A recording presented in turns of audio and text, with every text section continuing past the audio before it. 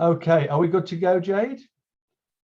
Okay, well, hello, everybody. My name is John Wilkes. I have the privilege of being the Chief Executive of the Institute of Health and Social Care Management. But today, I have an even greater privilege, which is to welcome a very long-serving, very loyal member of the Institute of Health and Social Care Management, Dudley Sawyerr, who's Director of People Care Services and founder of Race Equality in Social Care Alliance, RESCA.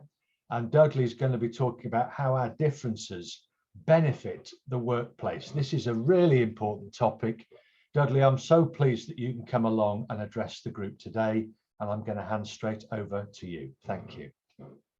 Thank you, everyone, for joining. And it's actually a very topical time to join, as it's National Inclusion Week. So for all those who are here, if you do leave here, it's inclusion in the workforce is really important.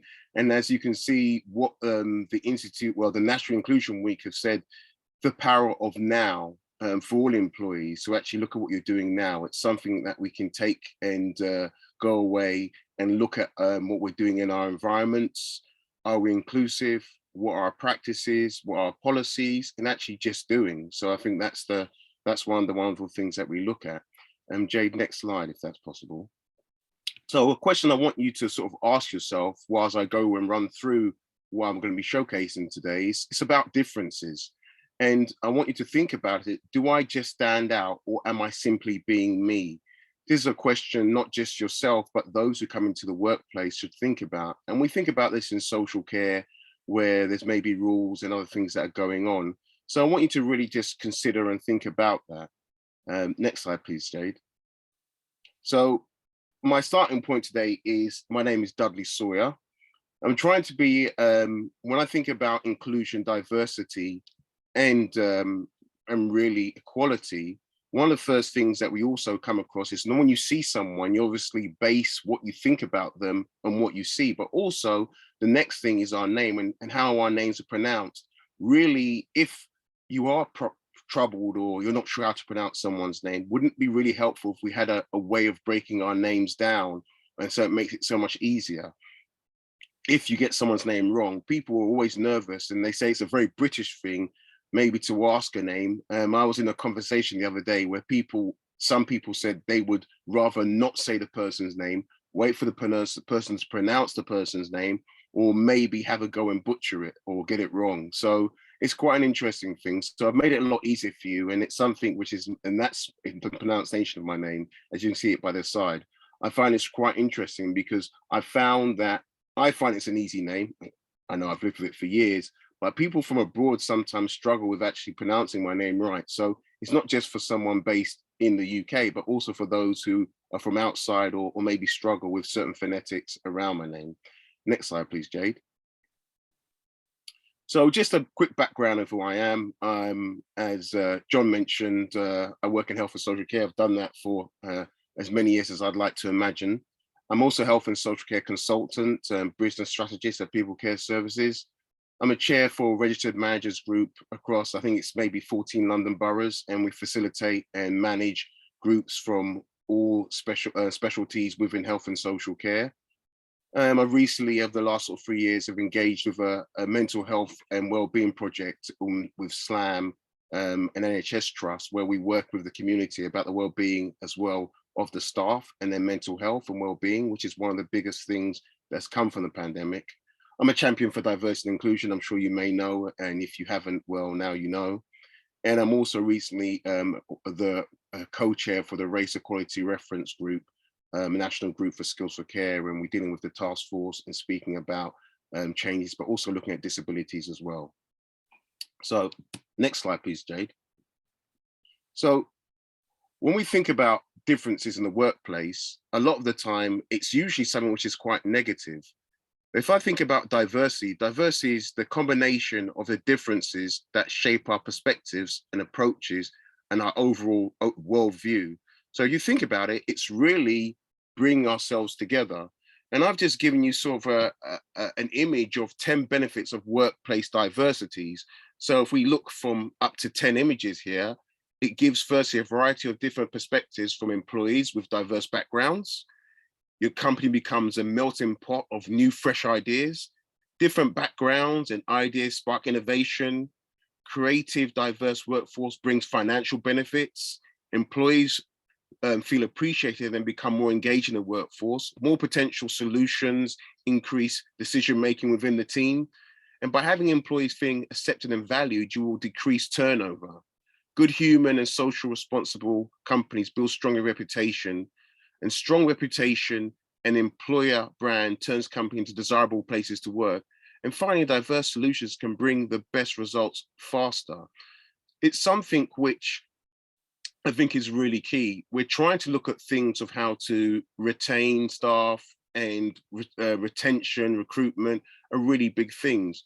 Sometimes we know in social care, well, it's not sometimes, we know in social care we're not the highest payers, but yet how does it work around? What else can we offer? Apart from saying it's a wonderful vocation, where, and you've probably heard me say that, social care is probably, if not the most diverse sector within the country, where you've got different types of groups, cultures, all brought together. You know, you wouldn't find that in probably any workplace that you find. And we probably can argue against the NHS, but there are more people working in social care than they are in NHS. By default, I guess we win, being more the most diverse sort of group within the country. So if we take that in mind and we think about National Inclusion Week and we think, what can we do and what are our differences? I think not that we have or owe, but I think we represent society and what a good society can look like, putting groups together, images, and if you've seen all these 10 perspectives, even if you think and take even 2 or 3 from there and use this as a driver for your workplace, stick up on a wall and put it into maybe your policies, or share it in a meeting with staff, and actually can actually see why and where. And I know a story for me is during the pandemic, some people, a lot of people were isolated, but yet your workforce were the people that were able to support the people that we cared for, and their knowledge and skill, their background actually really supported that. Next slide, please, Abe.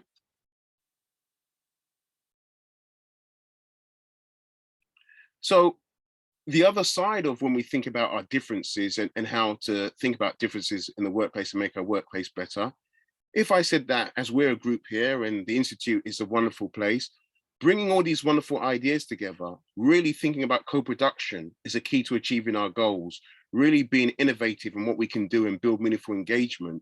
Just imagine all these great minds in one room, one place. How do we go forward? We're a force in ourselves. We're actually coming together as a community. So we get to learn from others, like everyday language. We get to understand about stigma and then probably lend a hand in reducing stigma. Building trust, which is really key. Training and engagement, engaging innovative ideas and ways, commit and buy into the ideas. Really, you can see just as a whole, this is really something that, you know what, the difference is, being a negative word, now we're actually seeing something that make us go far further. So we think about inclusion, we think about diversity, and then the other thing is equality. Equality sometimes is never raised. There's always one group who's always going to say, well, we don't receive this, we don't receive that. But equity is another thing that we look at. It's a way of bridging the gap to equality, really helping a hand and somewhere across the road. Social care, our main goal is to look after the people we care for. So if, for example, you knew, and I'm going to give an example, an old lady wants to cross the road, how would you help her in an equitable way? Well, by helping her and giving her a hand, you've helped her across the road, so she's able to cross the road. So it brings to equality that she's able to get from one side of the street to the other. I probably would bring in a joke here of why did the old woman cross the road, but I think here now we understand because she can, because she's been helped and she's been given that equity. Next slide, please, Jade. So I spoke about the workforce, I spoke about differences. Skills for Care have done a lot of research into the makeup of the workplace. And if you look at the workplace, you will see different sort of groups, demographics across the board. Things like 82% of the workforce are female.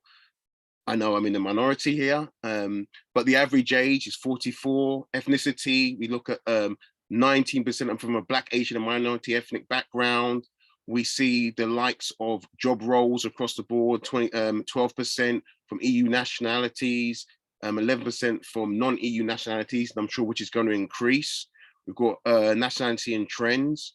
We look at so many things there, and you see the makeup of social care. If you go to the government, they look at stats and they like data. And for those who love data, actually see the makeup of it. It's proof here of what we do. Then if we have an actual workforce which is really diverse, how do you incorporate them into the workplace? How do you include them? What are we doing to help them through the door? Are we really giving them allowances? Are we helping them? Are we looking for those with disabilities, those from across the board with different specialities? We always think about the people we care for, but are we sharing the same, are we giving the same effort to those who actually come into the workplace? Are we really sharing that? You know, we know that there are people with various needs. Are we allocating and really accommodating that? So I think we can all look at our workforces, and I said it's National Inclusion Week. Look at your makeup of your workplace. You know, is it diverse enough, or are we doing that? We look at our marketing strategies and getting people on board. So I think that's also really important. So this is just a snapshot of some of the things, but you can do in your own internal questionnaire in your workplace, and then maybe think of yourself, okay, have we got enough different voices in the workplace? Do we share enough views, you know? And then from there, going beyond that, once you have people in the workplace, how do we keep them engaged? What do we do? Things such as food events. We look at things such as people, we know there's a new influx of international workers coming from abroad. How do they come into that? Do they feel comfortable? Are they apt to show their nationality and their ethnicity? Do we have, for example, prayer rooms in certain organizations where maybe a high amount of maybe those from a different religion? So I think it's all these things that we can look at and really help to get there. Next slide, please, Jade. So if we're thinking about our workplaces and making the difference and making differences better, how can we help? Well, the obvious thing is, as I said, is helping those by doing events, speaking about it, sharing stories. But there's another thing which we know is really powerful, which is allyship. And you've got the meaning here of allyship, which is an English language used in the contemporary of social justice activism to describe efforts by groups of people to advance the interests of marginalized groups, both in society at large and within particular social contexts, such as universities, workplaces, or sectors like social care. And that's by Wikipedia. Next slide, please, Dave.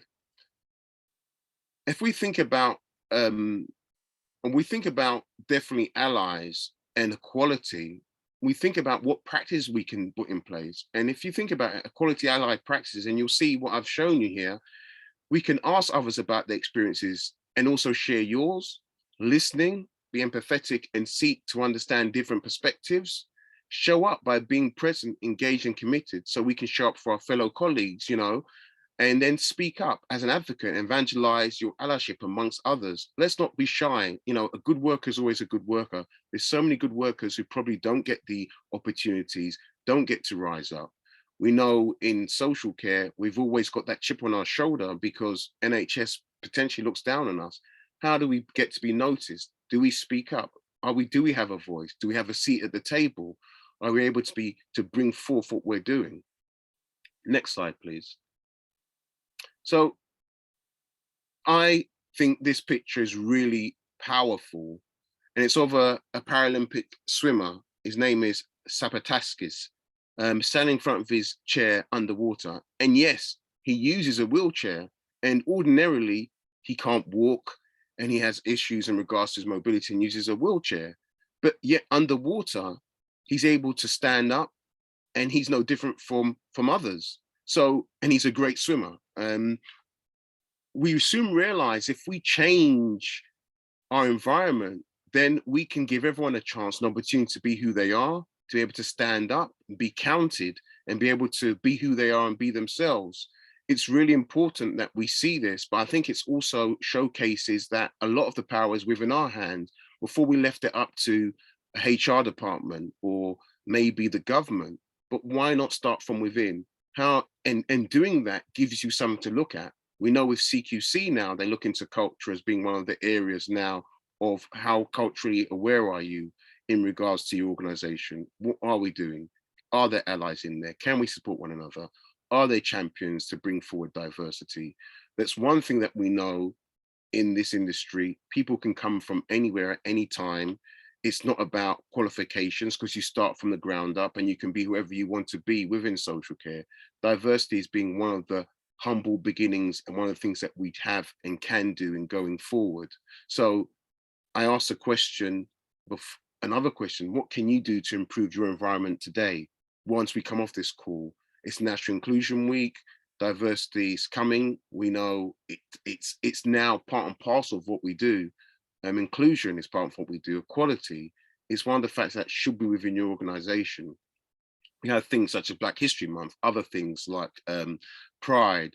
We've got disability, Me Too. All these campaigns are giving you a showcase that society that we're representing, and I believe social care represents society a lot better than a lot of the other sectors, and why not?